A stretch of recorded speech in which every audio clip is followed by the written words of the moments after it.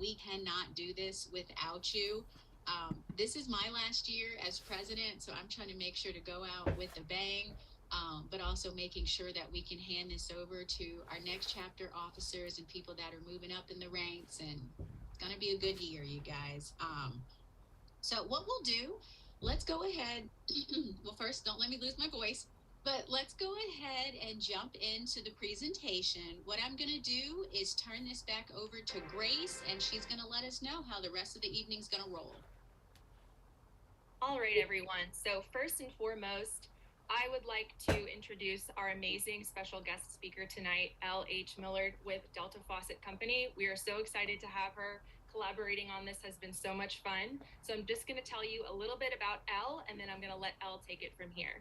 So Elle is an interior design expert. She's a certified kitchen designer and a certified living in place professional and trend forecaster consultant.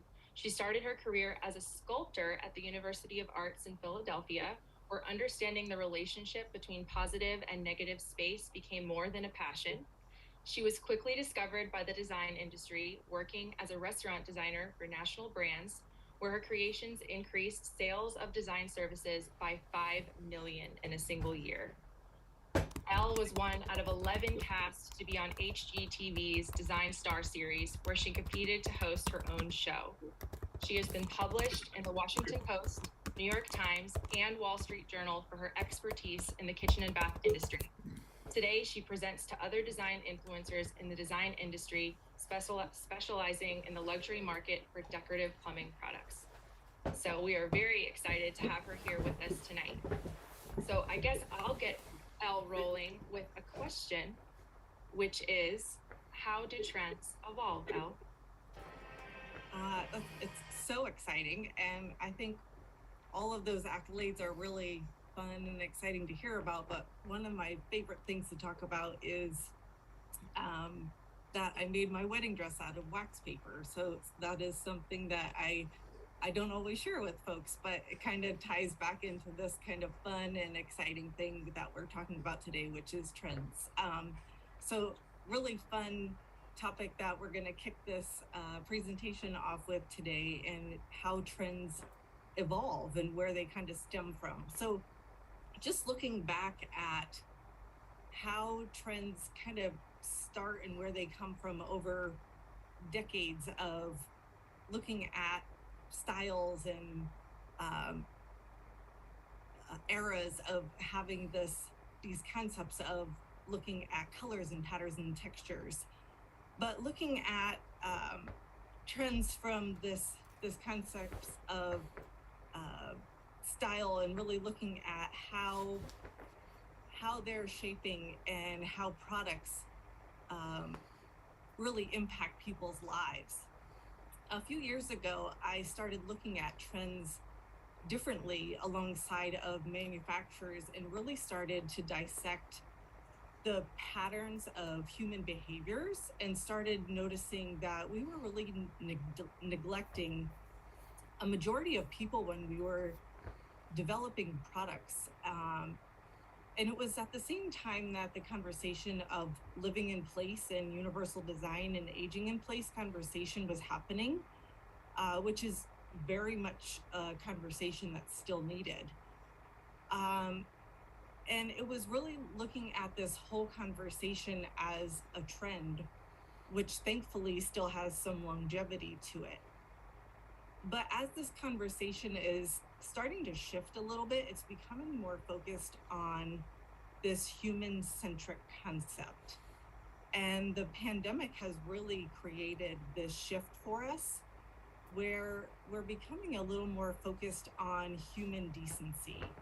Some people are calling this becoming awoke, which has some negative connotation to it as well, but this awoke concept is driving the focus around health and wellness and well-being, which is creating an opportunity for brands to really focus in on driving this concept around well-being and mental awareness, and this real big focus around health and well-being for our mental stability. So brands have this opportunity to take this and take the overall shift from where trends were heading with this idea of living in place and aging in place and universal design, and really taking that shift and focusing on human decency. So we're seeing this big movement in what I'll call a trend, where we used to think about trends just being based around color, shape, and pattern and texture, but it's this whole idea of a movement that has impact on people's lives. So thinking about trends is a fun topic to talk about, but it's really about taking this information and doing something with it that has impact on somebody's day-to-day lives. And for each of us, we have an opportunity to really make a difference for someone and really make their space feel good. So having the conversation around trends and being able to take that information and transform their space with products is really how these trends evolve. So I'm calling the trend of health and well-being really shaped around the mental wellness. So I think the conversation that we're going to have today and what we saw at KBIS is really focused around this wellness space. Elle, you do this so well. I'm sitting here like, wow, how does she say all this so well? Well, what I'm going to do real quick as we're asking and answering questions, I'm going to launch a poll real quick. And the poll's going to be, as we're getting into our KBIS recap now, did you attend KBIS in Las Vegas this year? So while that's going up, Elle, if it's okay, I'm going to ask you another question. I know you just spoke about health and wellness. You and I are both certified living in place professionals for CLIP. So this question kind of goes along with that too. How does health and wellness get implemented into products beyond just messaging and marketing to make real impact on people's lives? Yeah, it is health and wellness goes so far beyond the marketing message. When you talk about human behavior and how you study human behavior, it goes beyond the wow factor. So manufacturers are looking to develop product that have true impact on people's day-to-day lives. So the marketing message, we've seen greenwashing so long ago with sustainability. There is those marketing messages that you can see with a few words that get slapped on some packaging, but it has to do with the actual functionality of the product and how this makes a difference in someone's day. So when you think about the functionality of what the products are doing to make an impact on the person's life, goes beyond that marketing message. So there is an impact on what these trends are doing for someone. So for example, the concepts of steam showers was something that was seen this year at KBIS. The impact that steam has for someone's day-to-day lives is significant. So the marketing behind steam and the benefits of steam is significant to someone's health and their well-being. And the messaging behind that also has impact, but the actual health benefits there goes to their wellness and their health and well-being. So understanding what that trend is and then how that impacts their day-to-day, there's some educational learning curve there, but there's also that overall health and well-being that goes along with that. So I think it's for us as the designers or the educators, helping the consumer understand what that is, goes along with this overall messaging as well. So it's trade to consumer as well as, or the B2B and the B2C play in this market.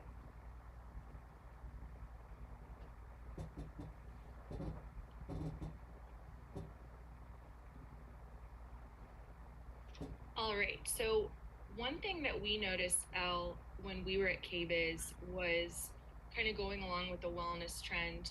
A lot of nature inspired things at KBIS, whether it be booths or actual appliances. So do you have anything to say about that?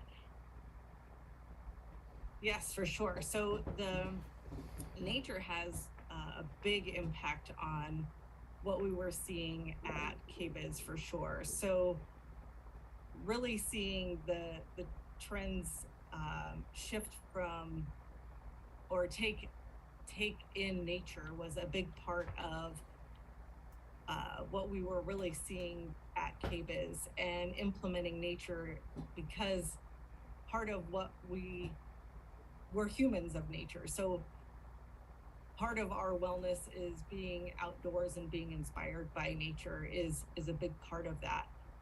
We did see from Fabuwood, they had the big tree trunk that had been carved out of that giant branch. I have no idea how they got that into the booth, and you can see that there in the middle image there. I believe they had taken the best booth or best something from KBIS. It just bringing in those elements of nature and being inspired by nature, but it also has some of those sustainability messages there of the woods that they're using into their products, and being able to share that story along with the consumer as well.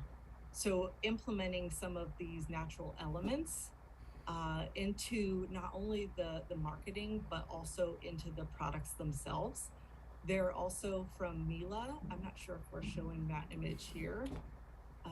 Mila had a humidifier that was also instilling some of that freshness into their appliances, that was allowing that feeling of keeping things fresh for longer, to allow that sustainability to happen, to give you that overall sense of nature staying fresh for longer, to keep you misted like you would in the grocery store, for having the produce stay for a variety of length in the units there.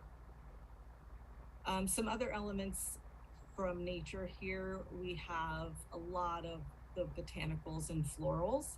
Also in the lower right-hand corner, the water wall from Brizo was amazing, and that is one of our brands, our luxury brand from the Delta Faucet portfolio. We had the elements of nature there, and just inspired by nature from the Frank Lloyd Wright collection, and having that sound of water and just the feel of nature surrounding you was very serene and calming just while being in the booth. So having some of those elements there in a stressful environment helped in a very busy environment.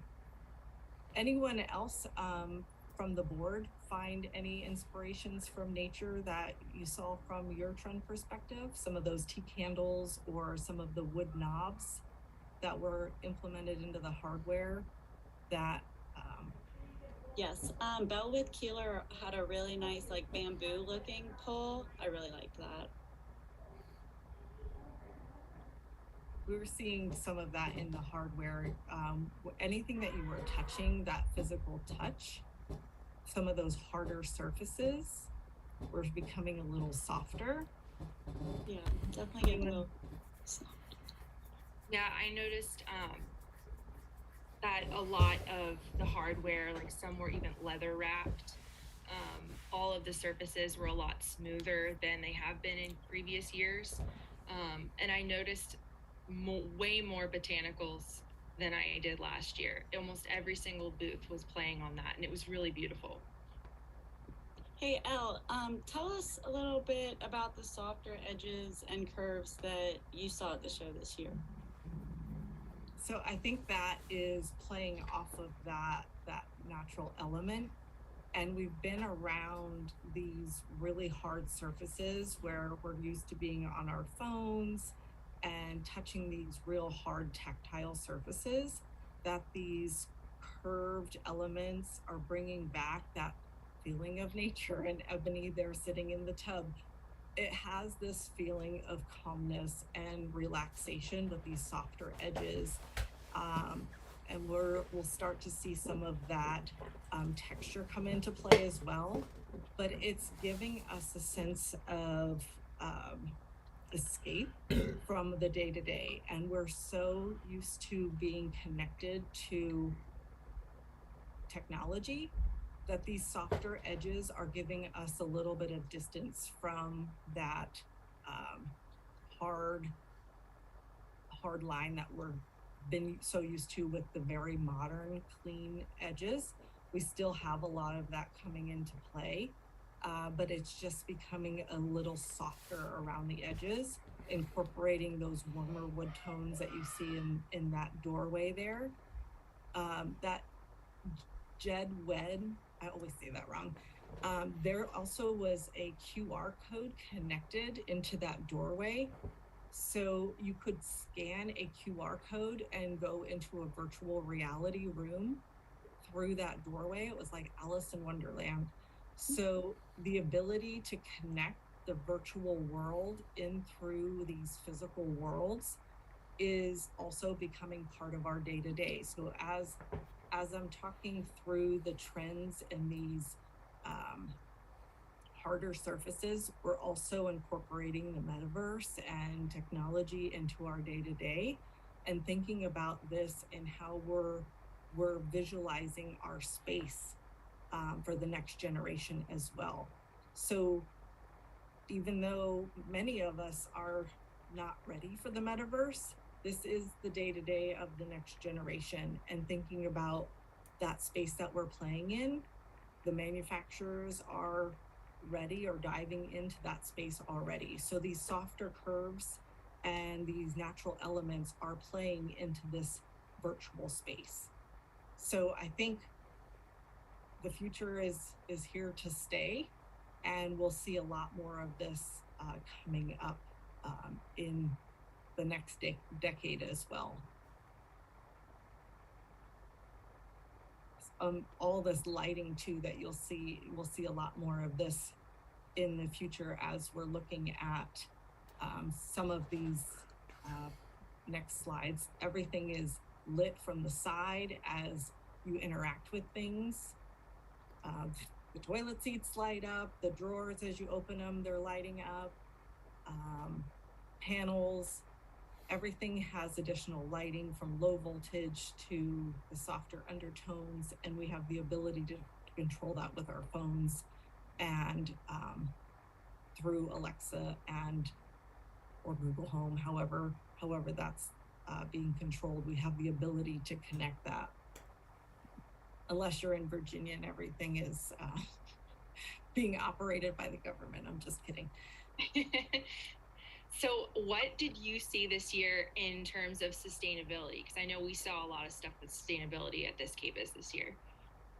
Yeah, so this is also goes back to that same kind of wellness concept and us being human focused and staying in this realm where we're being mindful of what's happening around us. So sustainability is here, and people are being a lot more mindful from manufacturing, from the marketing messages. Kraus is also playing in this space very well with ocean plastics and their filtration. We can see a lot here with how people are conserving water and the messaging that is surrounding this, from water flow to the plastics that are being used. This is just filtered air, basically, and the Mila system again with how are we preserving our food. All of these messages from energy to water, this is something that is going to continue to be on the horizon for the next few years.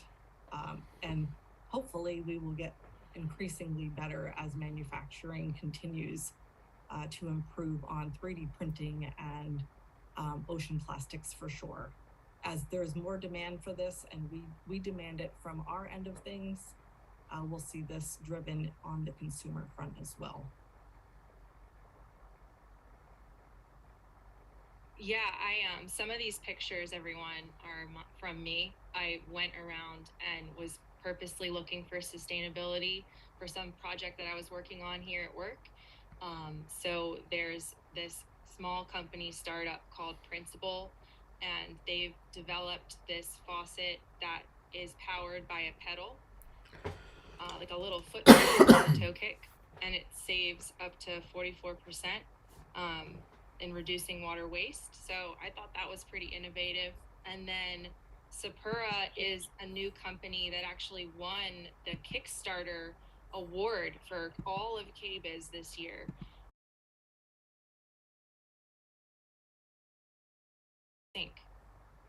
So all of your food just goes in there for compost, and then when it's full, you can take it out. So no mess, easy, really no excuse not to compost when you have one of those. So just wanted to mention what some of these images were. That's fantastic. I got to be one of the judges this year for the Kickstarter competition. And Grace, like you said, Sapura was the winner for all of KBIS this year. We got to walk through, and it was kind of like a whole Shark Tank type situation where everybody got to pitch us their ideas and their why and their how, and what it actually does to the market and what it does for professionals like all of us that are here today. How can we put these into our clients' homes, but also at the same time, how are we being sustainable? How are we, making sure that we're being cognizant of the environment and reducing our waste? Because one of the biggest waste in the entire country right now is actually from kitchen and bath remodels, from remodeling itself. So this is kind of our way to be able to give back too. And we saw a lot of that this year at KBIS for sustainability. Rainstick, was also another company that was looking at sustainability from an innovative, human-centric concept as well. And they have a column type of unit that basically, sucks in the water as it's recycling the unit, pulls in the water and filters it to reduce 80% of the waste. And it will collect any type of hair or debris as it's recycling the water, so that you are using very little water for shower usage. So very cool concepts for some of these companies that are just starting up, and wonderful for areas that are, for all areas. This is just like the same kind of concepts for universal design or living in place, where it is for all people, but areas that are very limited in their water already. It's excellent for those types of areas. So, Elle, can you tell us about some of the elements of comfort and convenience that you noticed? Yes, I had mentioned steam before, and this is an area that I think people are really excited about. This is something that's been around for a while, but has really started to become popular in residential areas. We've seen the spa-like environments for quite some time with the soaking tubs and those types of things, where steam is starting to come into play now more in the mainstream. And those types of chromotherapy, aromatherapy, and relaxation areas for your average consumer is becoming a lot more marketable for people to have in their homes.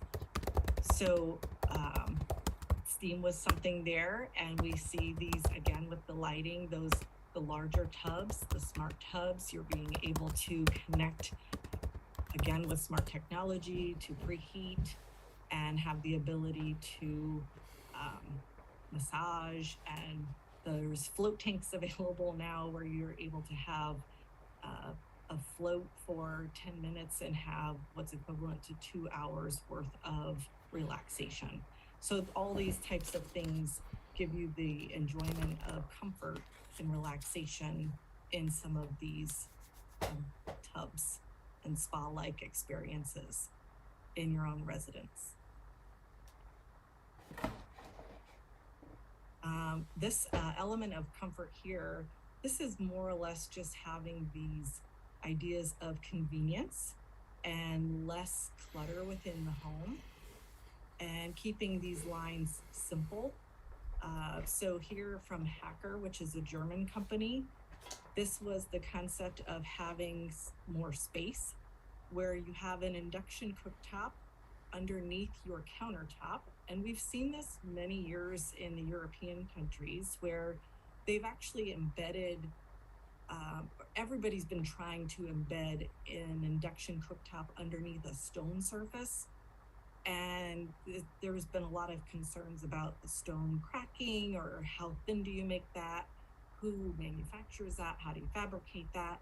So this concept here, which is being shown, is a hidden mechanism on the countertop, which I captured an image to show how that is being retracted underneath the countertop, is really just a simple system that is a roller system on a track that is totally hidden unless you crawl underneath it, where your induction cooktop can just have your countertop rolled over your induction cooktop.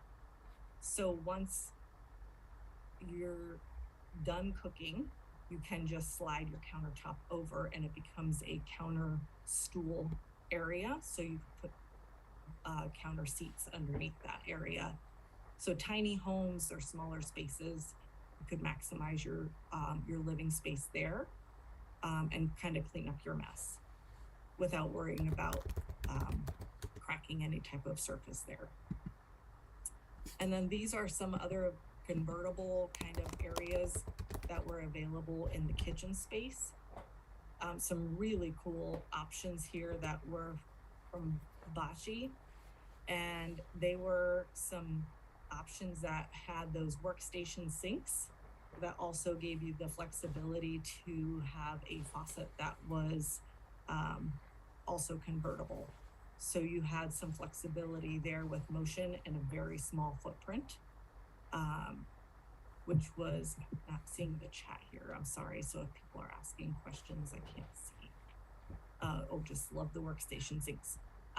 So there was just lots of those types of flexibility there, again, giving you the components where you have some options there to move within that footprint.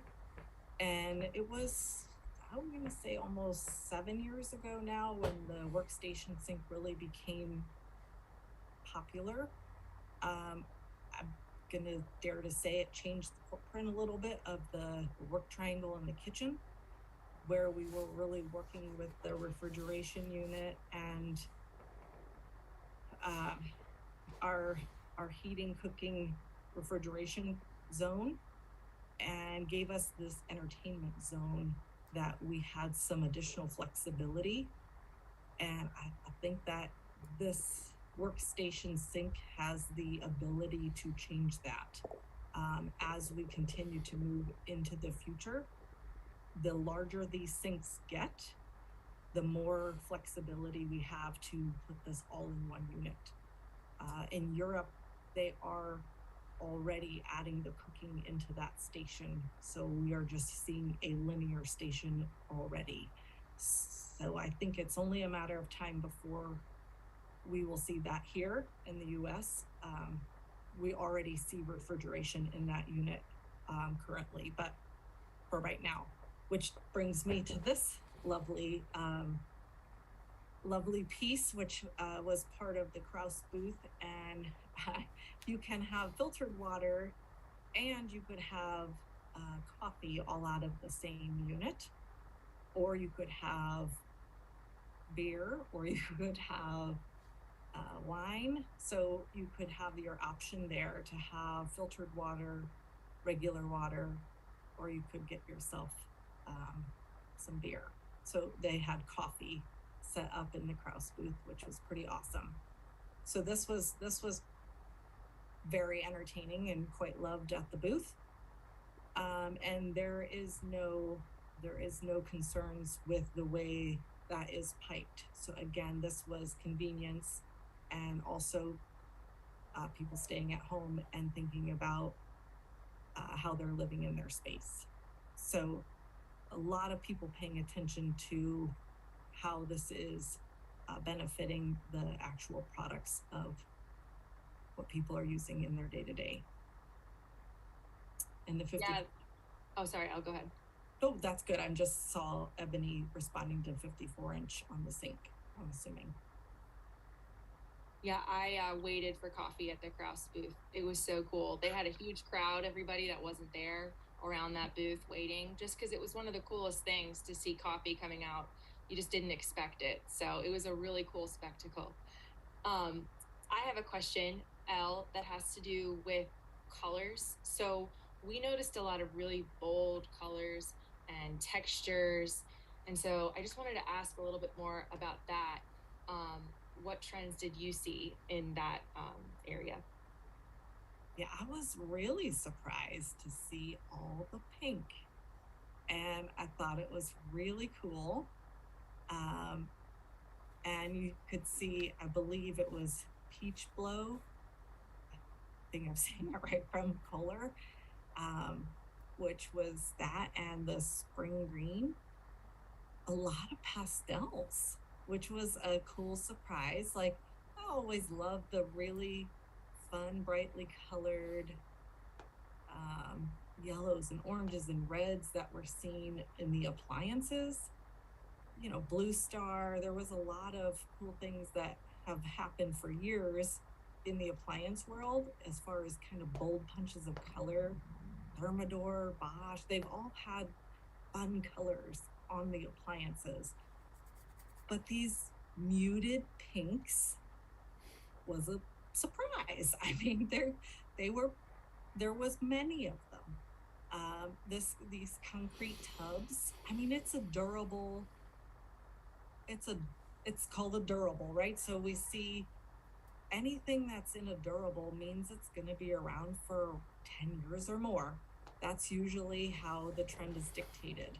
So black on exteriors, when you saw that, it was like, well, that's a bold choice, but you know, black is the little black dress of things, right? So you could imagine black, but pink is a bold statement.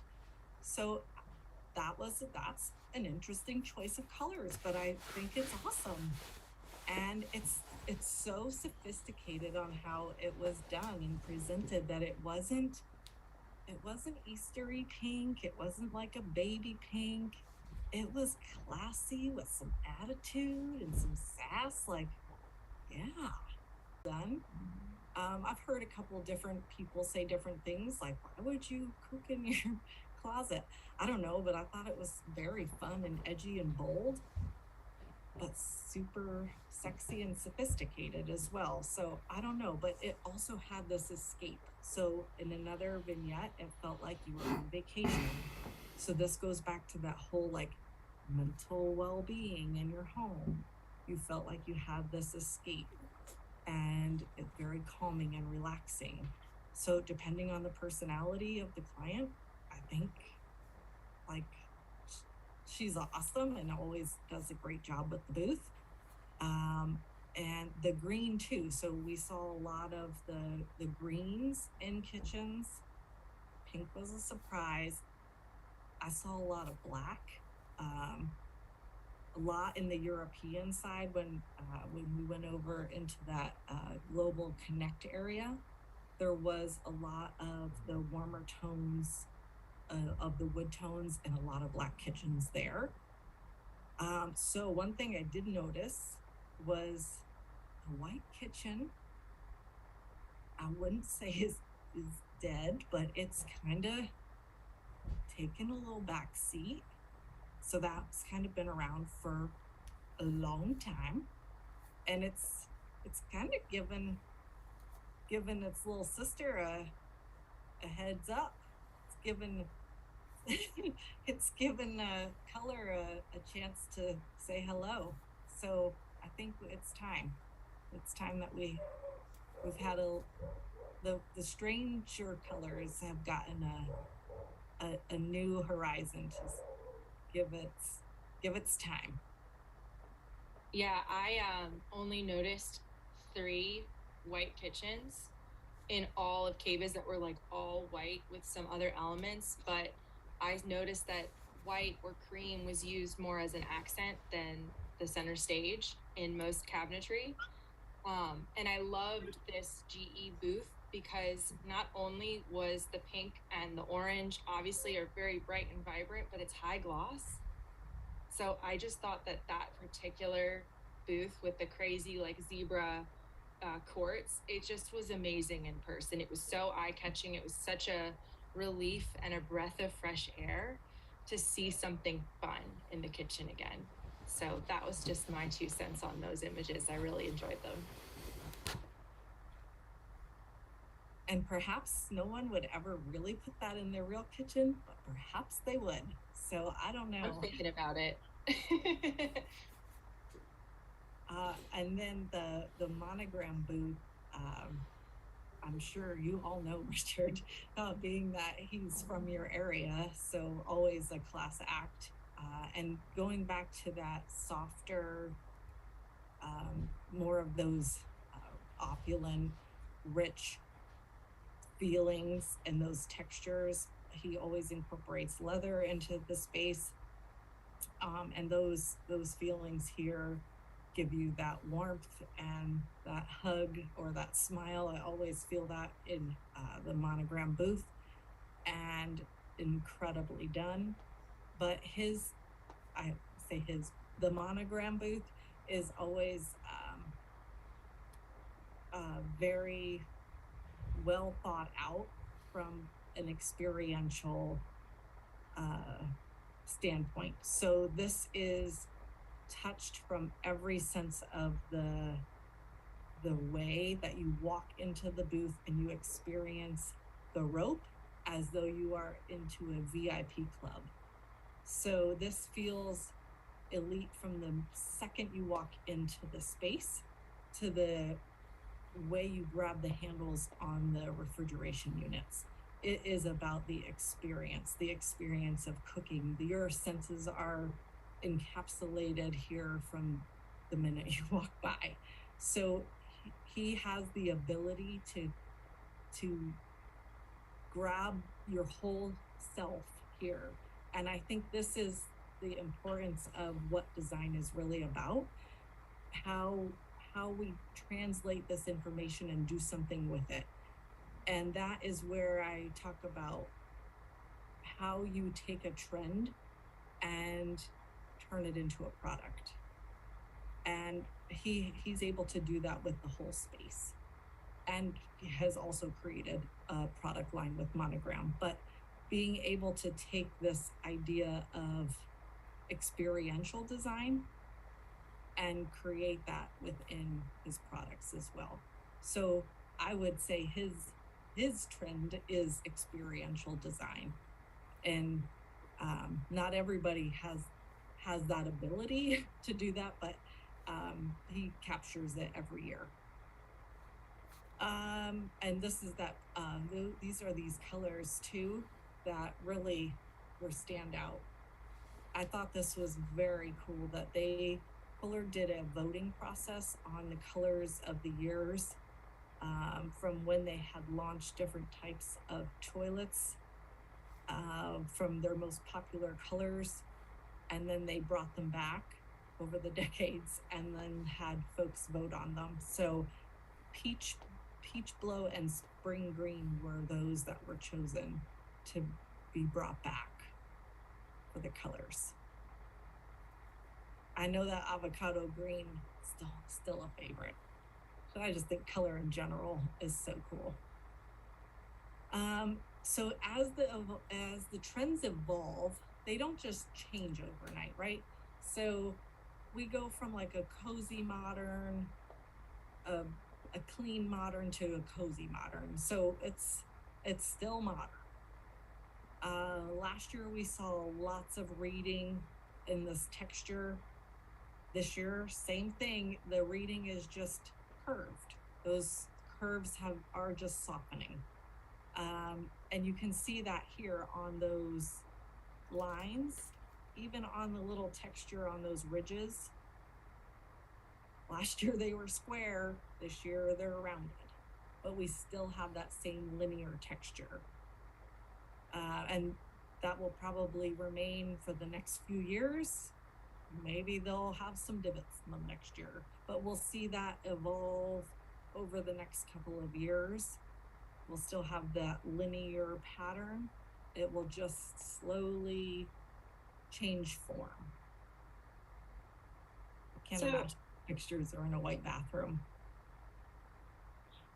These Iconi panels, these I thought were really cool. These are like, they have some like flexible panels and some that are more rigid, but you basically like wrap you know, a wall or a surface or just whatever with it to create that texture. And one thing, like one of my first ideas was, I know how expensive it is to have a cabinet maker route out wood for this look. So I think this these panels would be a great option to offer somebody who's looking for something with that texture. So that's just my little spiel on these. I thought this was a really, really cool product. And they had all kinds of wood grains and colors and different sizes. So $25 for their sample box, not too bad. If you do any of those curved buffet tables or curved drawers, they wrap real nicely around those as well. They're great for those types of products.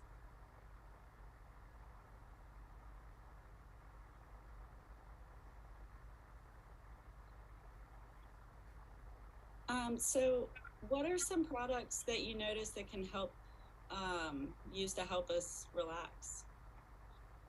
So these were, Samsung had some great products to help with lighting and mood.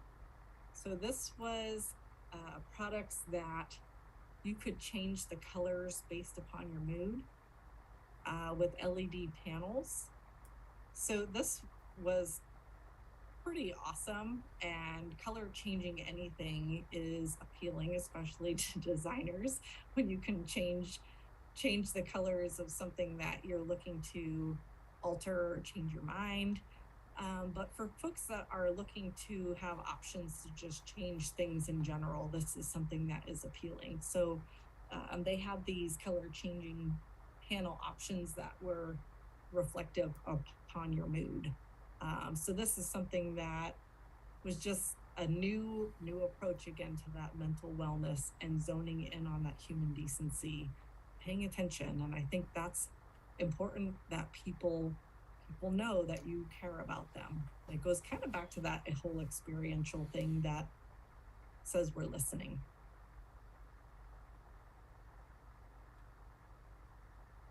And the lighting, this is where it's interactive and also can really change how you feel based on the temperature of the lighting. So lighting is really indicative of how your brain operates and the psychology of what you do next. And that also goes into the whole STEAM concept and what you can do with chromotherapy as well.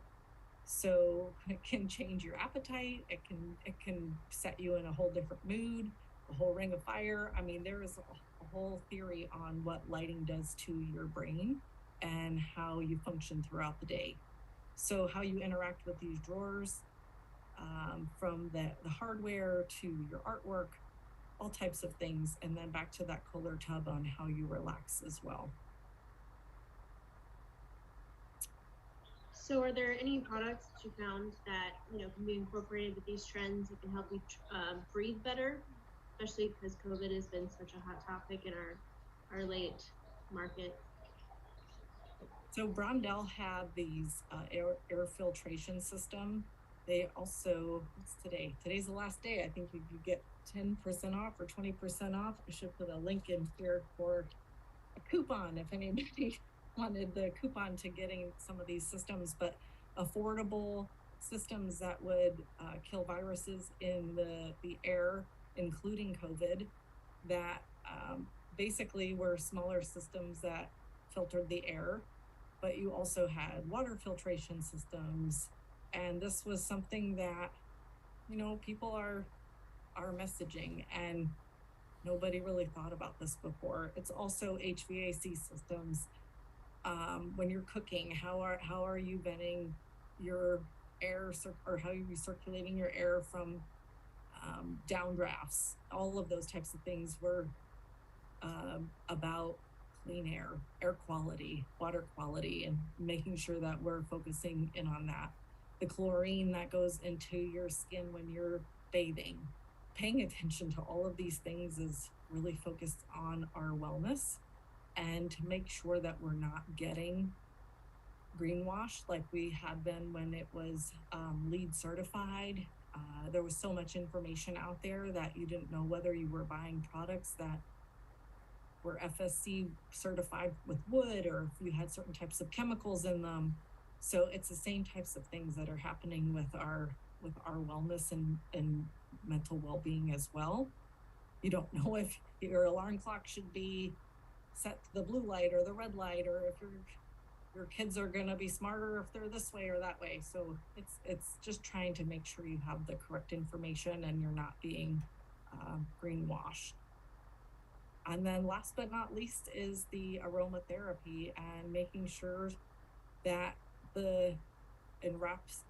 encapsulating all of our senses with that overall experience is really capturing all of the senses. And they say we have 5 senses. There's actually so many more senses than 5, which is a whole new thing that I had learned about. But having this aromatherapy as part of the last bit, and capturing that as part of your wellness, and ending your day to something that helps calm you or helps invigorate you throughout the day. There was also part of that was to help invigorate you. So with that, I think you all had some lavender kits sent to you, or you had a recipe sent to you in the mail for some lavender honey.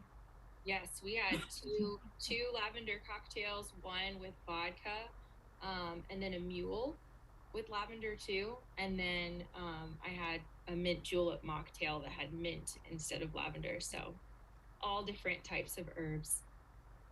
Yes, and Elle, thank you so much for these mugs too, from Delta Faucet. We definitely appreciate it. And to anyone who was lucky enough to be one of the first people to register to get one, you guys make sure to tag us on Instagram and Facebook with your mugs or whatever you're drinking today. So that'll be fun. I like this. Elle, I'll add one more thing here for the aromatherapy.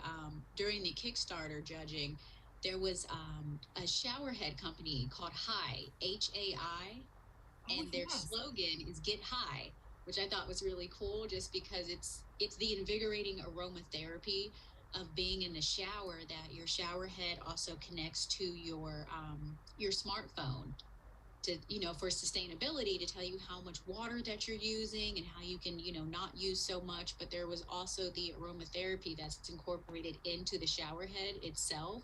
So I thought that was really cool too. And you can buy them even in a monthly subscription. So that way you never run out of your aromatherapy that's incorporated into your shower head. Yeah. So I think, Grace, we'll go to the next slide here. For anybody who wasn't able to go to KBIS this year, don't worry, there's always next year. We'll be back in Las Vegas from February 27th through the 29th. So if you guys want to learn how to go or anything like that, feel free to reach out to us, because it's an amazing time there. It is an absolutely amazing time. And my question for everybody here, seeing some of the finds that we saw at KBIS this year, you guys can turn your cameras on, unmute, whatever you want to do, or type it in the chat. What surprised you? What did you see that you absolutely did not expect? I know Mark was talking about the colorful toilets that he only, is used to white in his bathroom. Did you guys see anything during this presentation, or if you were at KBIS yourself that was just completely different to you? Christina says the pastels. Yes, definitely. And Casey says the impact of color. I was surprised myself with the amount of color this year. And I think the intensity of color. I think every manufacturer that was on display had some form of color in there, just across the board. And Dee says too, yes to the pastels that were there. And David, that is one good thing that we both noticed too, that there was so much new stuff this year compared to last year. I think with everybody kind of coming out of those, the COVID times, just to be able to show something new. We're still waiting on the products that we ordered last year, but it's good that, some of the manufacturers were also focusing on what's coming up and what our consumers are going to buy these days. Yes, and Dee says too, the focus on wellness. So we'll open up the floor now. Anybody have any questions? Anything about the presentation, about KBIS, about becoming an NKBA Virginia State member, or even a committee member or officer? Feel free to ask anything that you'd like to. Do we have any 30 under 30 in this group? I know we have myself, Sarah, Grace, Mark, and a couple people who will have next year that will get in there. But Elle, tell us a little bit about 30 under 30, because you all are so gracious enough to sponsor the program for us, if you don't mind. So 30 under 30, and I used to work at national headquarters when the 30 under 30 program was in its infancy, and I was one of those who helped develop the program, and super proud to be part of the inaugural group of developers. And it really started because as a trade association, NKBA was looking to make sure that we stayed in front of the next generation of folks that were competing with social media, and we wanted to make sure that we didn't lose the next generation of folks. So we created this program to highlight and get the folks that were incredibly successful out in front of manufacturers and other peers, and get them to see what our industry was all about. So that started with a very young group of ebonies and has developed. This is year 11, and I have since left NKBA and have joined my adventure with Delta Faucet Company, and now we are sponsoring the 30 under 30 program. So this is our second year as sponsors, and we have a couple of 30s on our end of things, and our team didn't quite understand that if you sponsor and have 30s, they are not at all connected. So we stopped nominating people, and I'm like, no, you can't stop nominating people. It has nothing to do with that. So they thought it was a conflict of interest in that. So this year we don't have any because we are sponsors. So next year, I'm like, that can't be so hopefully next year we will have some more as well. Absolutely. And I just want to say something just to toot our own horn for the NKBA Virginia State chapter. We kind of looked back through everybody from the last, been 10 years now. It started in 2013. I joined in 2014. We have the most winners throughout the entire association from the state of Virginia, and specifically from Virginia Tech, from our NKBA accredited program there. So that's just a little toot to our own horn, to Virginia and to Virginia Tech for that too. Yeah. Dee, you have a question? Casey asked, how do you learn more about it? So it is just really through your chapter and through national. It is highlighting someone under the age of 30. They have to be under the age of 30 that is doing something exceptional in the kitchen and bath industry that you believe should be recognized. And you can nominate them, or they can nominate themselves. Do both. Yes, or both. And they go into a pool of many others. And then it is a whole nomination process. So they get selected out of many, many, many candidates. Yes. And I've been a judge for the program. It is not easy to only pick 30 people. It is definitely difficult, but it becomes like a family. I mean, there's people here that are, Anne's here from Hawaii, you know, and we got connected through the 30 under 30 program. Mark, you guys had a couple people win this year from Green Forest and from Dave's, correct? That's correct. Yeah, we had so at Green Forest cabinetry I was 2020. We had Michael Boone. We had Nathan Boone in 2021. We had Michael Boone in 2022, and we had Deb Martin, our operations manager, in 2023. And we still have people under 30, so we might pump more out. Sarah and Grace, what year were both of you for 30 under 30? I was Mark's year, so I was in 2020. I was last year. I was 2022. Very nice. So I'm one of the OGs. I'm one of the originals coming out the second year. Also, just one thing too, what I like about the 30 under 30 program, it becomes not just family, not just friends, but a mentorship program. There's so many people across the country, even into Canada, that, you know, I can say that not only myself, but I'm sure Grace, Sarah, Mark, you know, you guys all agree too, that we talk to these people all the time. We go on vacations, you know, with our fellow 30 under 30s. So as long as you reach that cutoff point of being 30 by KBIS, please definitely apply. If there's any questions that you have about the application process or what's necessary, you guys feel free to reach out to any of us, and, you know, we'll be happy to answer for you. Yeah, I was going to piggyback on that. If anyone has any specific questions, don't be afraid to email us. We are happy to help.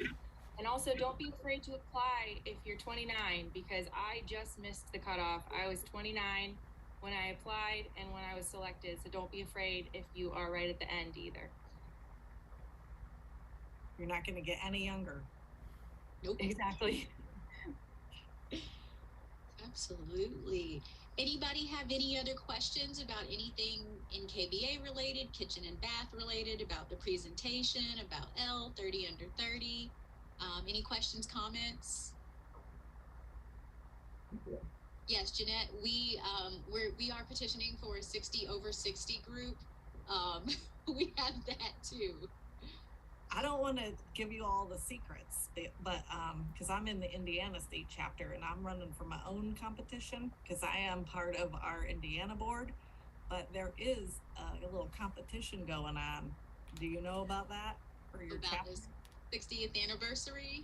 Yeah, I'm just saying, Jeanette, there's like a 60 something. I'm not telling you what we're doing, but it's gonna be cool. I was gonna say, go ahead and spill the secrets. I can't do it, but I was gonna make sure to wait until after today's meeting to let my team know about that. I know you guys have a lot on your plates already, but I'm gonna add something in there tomorrow. The NKBA is doing something for their 60th anniversary. So just be warned, and just be warned to anybody that's here on the call right now. We're going to automatically make you a committee member. So yeah. We'll be calling you for help on that. Well, now I can't spill it, but we're going to win. Indiana is going to win. Yeah, and we'll be second. We'll add ourselves in there. Don't worry. There's 4 winners. There's going to be 4 winners. 4 for the entire continent? Yeah, they're I think they're going to do 4 events. So wow. National is going to help fund 4 events. Oh, wow. Okay. And in case anybody didn't know, for the National Kitchen and Bath Association, we encompass all of the continental United States, including Hawaii, Haiti, and then also Canada. So, in saying that, this is going to be a big competition of all of that. There's 71 chapters, so only 4 of us will get to win that. And also with 30 under 30, you're not just, for the United States, it's considering Canada too. So, You all are gonna take it. Our little Indiana chapter is sad. it's okay. I'm just kidding. We're just a small chapter. We're just a small chapter. Your Virginia chapter is big. Yeah. We are a big chapter, and I really want to meet all of you on the call in person. So please come to some of our meetings in person, because I really want to shake your hand and get to know you. It helps me plan meetings. So help me help you. Exactly. And Grace, thank you for sharing this slide right here. Just some of our upcoming meetings that we're getting ready to have. And remember, for Virginia, we encompass the entire state up to Fredericksburg. Anything Fredericksburg and north goes into the Baltimore, Washington chapter. So anybody in Nova, DC, they're in the Baltimore, Washington chapter. But we have Fredericksburg and then the entire triangle down. So with that, Grace has a very, very difficult job of having to pick locations across the state. And David, I see here that you are asking about Appalachia. If you look, we have August to be determined. We were going to say Charlottesville, but we can always do something out there if that's what you want us to do. So get with Grace, and I think that's our only opening that we have left this year. But Grace, I'm sorry if I messed up any planning that you did with that. No, yeah, we try to pick locations where we think the most people will drive to. So we try to, span out to the whole state. So yeah, that Charlottesville meeting hasn't actually been set in stone yet. So if Roanoke, David, would be better for you, please email me and let me know. I want to make sure I'm planning meetings for you guys and what's going to be easiest. And then I saw Jeanette said the Eastern Shore. I love the Eastern Shore. I vacation there every summer. I would love to have a meeting somewhere on the Eastern Shore. I think the closest one is going to be in Virginia Beach to the Eastern Shore that we have planned this year. But next year, who knows? I vote on the Eastern Shore during oyster season. Yeah, I vote we all hang out in Chincoteague together. That's when the ponies cross the river. I think, Yes. That's it. We just planned the whole meeting. Elle, I know, like, with you not being from Virginia, do you know about Chincoteague and the ponies and everything out here? Yeah. All right. Well, we'll fly you in for that one. That sounds amazing. Bring the kids. Yeah. No, this is awesome. I love just having everybody be able to pick and choose where we have our meetings at and things. And like we said, if you guys have any ideas or any suggestions on where to have meetings, or if you want to host it, or if there's a certain speaker that you want, or even if you just want to sponsor the food or the drinks, to get your company's name out there, feel free to let us know everything. Yay. All right. Anything else you guys can think of, or I'll press not recording anymore in case we want to talk about some things off recording time.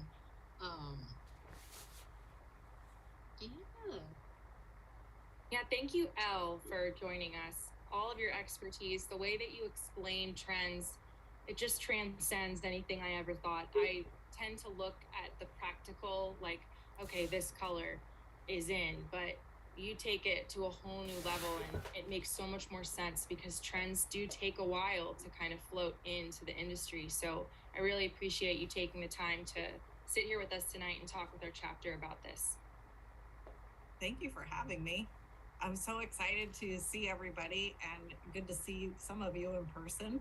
Hopefully we'll see many more of you, because you're going to come to the Indiana situation when ours wins.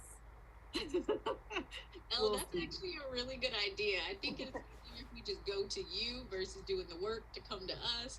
I don't know. We'll see about that. We'll have a fundraising opportunity so we can all get to your meeting out there. That's right. We'll see how it goes, and maybe that's the plan.